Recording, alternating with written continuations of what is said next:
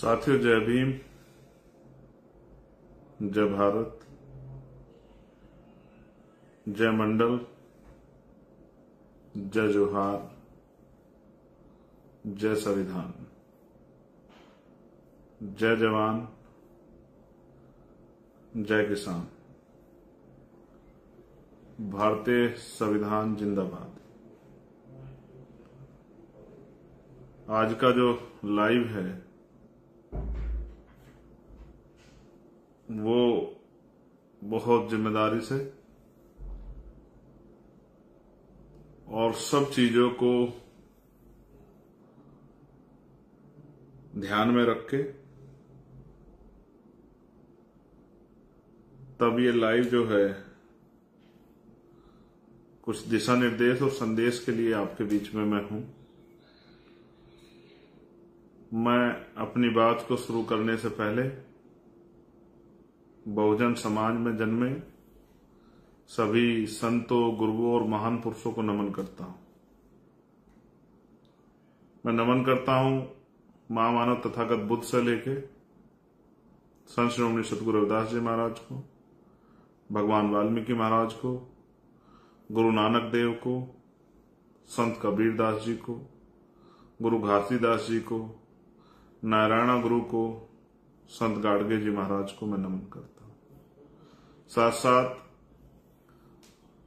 वो महापुरुष जिन्होंने अपना पूरा जीवन बहुजन समाज के उत्थान में लगाया, जिनमें राष्ट्रपिता ज्योतिबा फूले, छत्रपति साहू जी महाराज, ईवी पेरियार रामानायकर स्वामी, पेरियार ललई यादव, बाबू जगदेव प्रसाद कुशवाहा, जननायक कपूरी ठाकुर, बाबू शिवदयाल चौरसिया, सर छोटू राम, महामना राम सुख वर्मा, चौधरी महाराज सिंह भारती, संतराम बीए प्रजापति, मान्यवर दीना भाना वाल्मीकि एवं मेरे गुरु मान्यवर काशीराम साहब को भी नमन करता हूं। आज चारों तरफ हलचल है क्योंकि 1 अगस्त को सुप्रीम कोर्ट का जो ऑर्डर आया था उसको लेकर एक बहुत बड़ी हलचल है। मैंने बहुत दिन पहले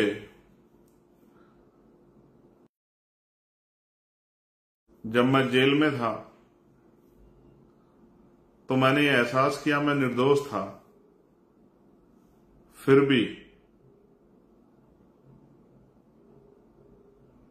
मेरे खिलाफ बेल मिलने के बाद एनएसए की कार्रवाई की गई। उस एनएसए की कार्रवाई को रात को 2:30 बजे अंजाम दिया गया और उस एनएसए कार्रवाई के बाद मुझे 12 महीने तक जेल में ठूस दिया गया। उस दिन मुझे राजनीतिक शक्ति का एहसास हुआ। मैं ये समझता हूं कि भारत में राजनीतिक शक्ति वो शक्ति है जिसके आधार पर आप एक मरे हुए व्यक्ति को जिंदा नहीं कर सकते हैं, इसके अलावा सारे काम कर सकते हैं। आप योजना बना के अंतिम पायदान पर बैठे व्यक्ति को इज्जत की जिंदगी दे सकते हैं। आप तमाम तरह के भ्रष्टाचार को, तमाम तरह की गलत पॉलिसियों को, तमाम तरह के जुर्म जाति को रोक सकते हैं। फिर मैं राजनीतिक काम में ज्यादा लग गया। मुझे लगा कि राजनीतिक शक्ति बनाकर ही हम अपने वंचित समाज को उनकी इस दुर्दशा से, परेशानी की जिंदगी से बाहर निकाल सकते हैं। जब हम इस काम को कर रहे हैं तो जो हजारों साल से हमारे विरोधी रहे हैं वो लोग भी कुछ ना कुछ काम तो कर ही रहे होंगे। मैंने कई बार पहले भी अपनी बात में कहा कि नीयत का बहुत बड़ा खेल है। मैं आज ये भी स्वीकार करता हूं कि कुछ खामियां उन लोगों में रही हैं जो लोग अपने पैरों पर खड़े हो पाए आरक्षण की वजह से। मैं कतई भी ये नहीं कहूंगा कि किसी जाति में या किसी जाति पे टिप्पणी करके कि वो पढ़ते लिखते नहीं है या इस तरह की कोई बात करके मैं किसी को अपमानित करना चाहूं, ये बिल्कुल भी सत्य नहीं। जिस तरह की भाषा का प्रयोग मनुवादी लोग हमारे लिए आरक्षण पे करते थे, आज उसी तरह की भाषा का प्रयोग हम लोग करें तो ये सत्य नहीं। मेरा जमीर इस बात की गवाही मुझे नहीं देता। इस आंदोलन में ना मुझे ना मेरे किसी भी साथी को धक्का किसने नहीं दिया या जबरदस्ती हमें भेजा। हमने ये आंदोलन मन से स्वीकार किया है। हमारे लिए कोई रोजगार करने का या पेट भरने का या कोठी बंगले बनाने का आंदोलन नहीं है। हमारे लिए ये आंदोलन समाज को उसके पैरों पर खड़ा करने का है। हाँ, मैं मानता हूं शेड्यूल कास्ट के लोगों में भी भाईचारा नहीं है, लेकिन इस भाईचारा को बनाने के लिए हमने तमाम तरह के प्रयास किए। हमने उस तरह की लीडरशिप अपने यहां डेवलप की है कि वंचित जातियों को नेतृत्व करने का मौका मिले। हमारे यहां वंचित वर्ग के लोग बड़े बड़े पदों पर हैं, लेकिन क्योंकि हमारी नई पार्टी है इसलिए आपको वो दिखाई नहीं देते, इसलिए आपको उनका कद नहीं दिखाई देता। लेकिन पार्टी में उनका कद है, संगठन में उनका कद है, ये सबको दिखाई देता है। उनकी बात का जो है उनकी वैल्यू भी है, उनका सम्मान भी है, ये भी सबके सामने। तो मैं अब बुनियादी बात पे बात करता हूं। कल समाज ने एक बंद बुलाया है। मैंने बीच में इस बात को स्पष्ट किया था कि बंद को, उसके पीछे के उद्देश्यों को, हालातों को नजर रख के हम लोग फैसले लेंगे।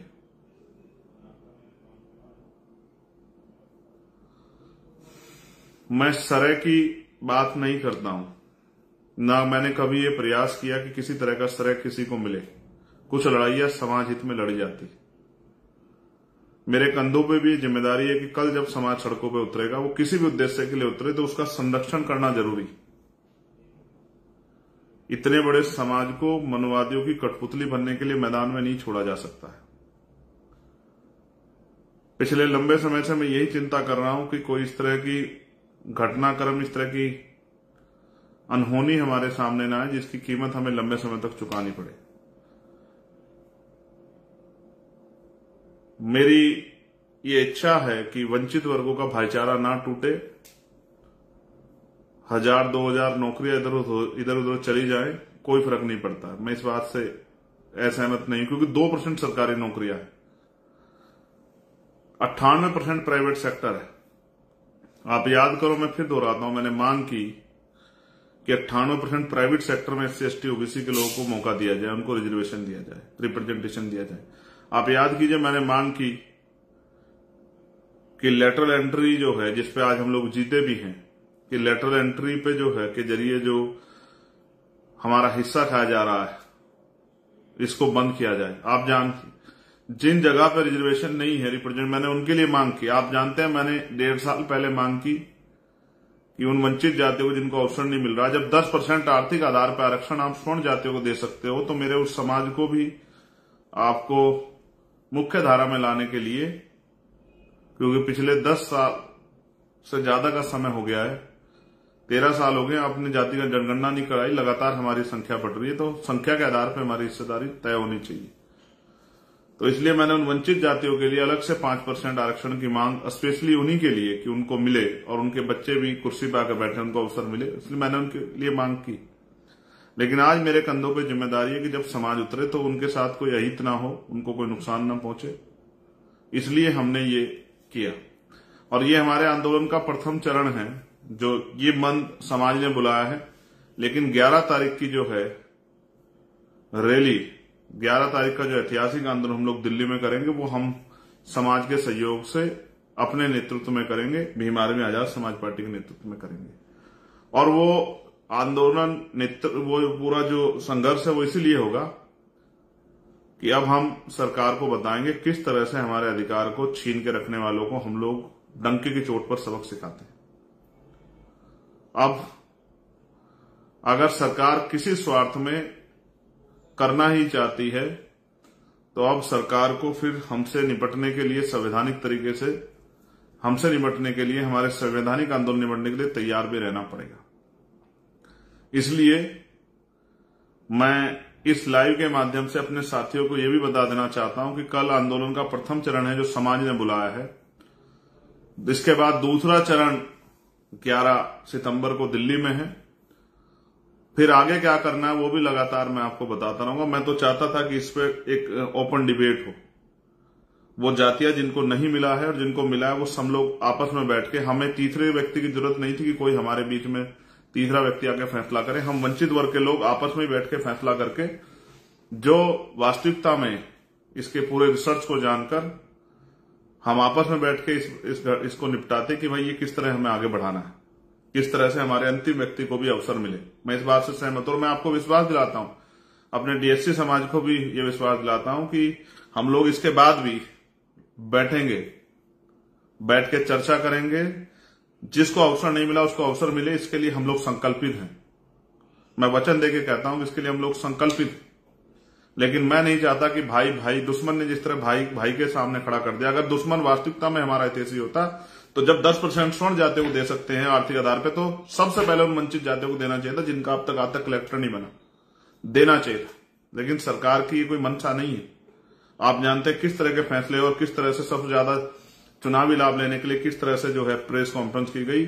आप और मुझे सब लोगों को नजर रखनी चाहिए और किस तरह सरकार के लोगों ने हमारे लोगों को आपस में भड़काने के लिए झूठे जो है अपने लोगों से पुतले फुकवाए, तमाम तरह की चीजें करी। ये भी किससे छिपा हुआ नहीं। मगर मुझे देखो, मैं फिर कह रहा हूं, जिनको लग रहा है मिल रहा है उनको वो उत्साहित है, जिनको लग रहा है कि कुछ जा रहा है, दोनों ही समझ नहीं पा रहे हैं। लेकिन मैं आपको विश्वास दिलाता हूं, कुछ भी हो जाए मैं इस एकता को भी नहीं टूटने दूंगा। और इस चुनाव के इस आंदोलन के बाद आप देखना, हम लोग जिले वाइज प्रदेश वाइज बैठ के आमने सामने चर्चा करके और एक दूसरे को सुन समझ के, हालातों को सुन समझ के फैसले लेके मिलकर अपने भाइयों के रिश्तेदार के लड़ेंगे। लेकिन कल का दिन मेरे लिए इसलिए महत्वपूर्ण है कि इस समाज का एक कार्यकर्ता होने के नाते समाज के किसी व्यक्ति का हित ना हो। तो मैं सबसे पहले डीएससी समुदाय के हमारे जो भाई हैं उनसे हाथ जोड़ के कहूंगा कि वो किसी के बहकावे में आके, किसी के चढ़ावे में आके, किसी के षड्यंत्र या किसी के हाथों कठपुतले ना बने। जिस तरह आप लगातार मांग कर रहे हैं संवैधानिक रूप से, आप अपने आंदोलन को लगातार चलाइए और समाज ने जो आंदोलन बुलाया है इसको भी शांतिपूर्वक तरीके से होने दें। दूसरा, फिर मैं जो लोग कर रहे हैं उनसे भी ये कहूंगा जो इस आंदोलन में शामिल हो रहे हैं कि वो शांतिपूर्वक रूप से, भीम आर्मी के लोगों को तो मैं जानता हूं, वो तो संवैधानिक रूप से पालन करते हैं, संवैधानिक मर्यादा में रहकर आंदोलन चलाते हैं, उनकी शक्ति को मैं समझता हूं। आजाद समाज पार्टी के लोग बड़े अनुशासित हैं। लेकिन मैं बाकी संगठन से भी ये कह रहा हूं कि वो भी अनुशासन में रहकर अपने ज्ञापन दें, अपनी शक्ति का एहसास कराएं, संवैधानिक मर्यादा रखें, किसी पर टीका टिप्पणी ना करें। और जो मैंने code Bhim army Azad Samaj party के लोगों को दिए, जिन कोड के जरिए मैंने आपको बताया है, क्योंकि हम एक संगठन चलाते हैं और हमारे संगठन की एक आइडियोलॉजी और हमारे कुछ नियम कानून है, जो मैंने अपने लीडर्स को कल पिछले 2-3 दिन में लगातार, हमने पिछले 3 से 4 दिन में, 4 दिन लगे हमें, आप लोग जानते हैं, लगातार डिस्ट्रिक्ट की, स्टेट की मीटिंगें करने में, इस कोर कमेटी की मीटिंग करने में, कई मीटिंग करके ये फैसले हुए हैं समाज हित में। तो जो कोड मैंने आपको बताया, उस कोड के जरिए आप किसी भी विरोधी को पहचान सकते हैं। जब भी आप उस कोड को अपनी टीम से कनेक्ट करेंगे, तत्काल आपके बीच में अगर कोई बहरूप या नीला पटका पहन के आ गया है, टोपी लगा के आ गया है, उस तरह की वो कर रहा है, और जिस तरह से मैंने सीक्रेट कैमरों को आपको बताया कि वर्किंग करनी चाहिए, पुलिस हो या कोई भी हो, जो भी आपके साथ अवैधानिक काम करेगा या असंवैधानिक कोई भी प्रयास करेगा, एकदम वो पकड़ा जाएगा। जो भी ऐसा व्यक्ति पकड़ा जाए उसको आप तुरंत पुलिस को दें, उसकी वीडियो बना लें। क्योंकि हमारे भाइयों के, मैं अपने भाइयों को आमने सामने ना आए मेरे भाई, इसलिए मैं डर रहा हूं। आप जानते हैं मैंने कभी जान की परवाह नहीं की और ना मैं कभी कर सकता हूं। मेरे खून का कतरा वंचित वर्गों के लिए, अपने परिवार के लिए। लेकिन इस परिवार को एकता बनाने मुझे बहुत समय लगा है। मैं इस समाज के लिए जी रहा हूं, मेरा और कोई लक्ष्य नहीं है। इसलिए मैं आपसे कह रहा हूं, जो लोग मुझे सुन रहे हो, जो लोग मेरे साथ जिन्होंने काम किया, जो लोग मेरे दर्द को समझते हैं, मैं उनको विश्वास दिला कहता हूं, किसी का अहित नहीं होने दिया जाएगा। वो वंचित वर्ग के लोग हों या जिनको कहा जा रहा है कि उनका चला जाएगा, उनको भी मैं कह रहा हूं। मैं अपने बुद्धिजीवी वर्ग को कह रहा हूं, अधिकारी कर्मचारियों को कह रहा हूं, मेरा भरोसा करो। मैं संकल्प दे कह रहा हूं, बाबा साहब अम्बेडकर के मिशन का संकल्प करके कह रहा हूं, किसी का अहित नहीं होने दिया जाएगा और जिसकी जो हिस्सेदारी बैठती है उसको मिलेगी। लेकिन आप संयम रखो, किसी की कठपुतली मत बनो, किसी पर टिप्पणी मत करो। और मैं अपने संगठन के साथियों से कह रहा हूं जो हमसे लोग जुड़े, जो मैंने आपको कोड दिए हैं, आप समय समय पर आंदोलन के बीच में उन कोडों का प्रयोग करना, आपको पता लग जाए कौन बाहर का आदमी आपके उसमें। और जैसे ऐसा आदमी तत्काल वीडियो बनाए, क्योंकि बहुत सारे लोग ये चाहते थे कि हमारे लोग सड़कों पर आए और फिर उनका इस तरह से मिसयूज किया जाए, फिर इनको दोनों भाइयों को लड़ा दिया जाए। ये वंचित वर्ग के लोग हैं, इनमें ये मार्शल कौम है जिन्होंने अपने शौर्य, अपने बल पे जो है बहुत सारे संघर्ष किए और विरोधियों को धूल चटा दी। दुश्मन आपकी ताकत से डर गया है, इसलिए आपको बांटना चाहता है। और मेरा एकमात्र जो उद्देश्य है वो महान पुरुषों का जो सपना था कि हर व्यक्ति तक बुनियादी सुविधाएं पहुंचे और सबको सम्मान का जीवन मिले। मैंने कई बार आपसे कहा, क्या मिलता है बजट में हमें, कौन कितना हितैषी आप जानते हैं। मैंने अलग से सफाई कर्मचारियों के लिए बजट की मांग की थी। कि उनको उतरना ना पड़े। मैं सिर्फ अपने लोगों के प्रति हूं और कुछ नहीं।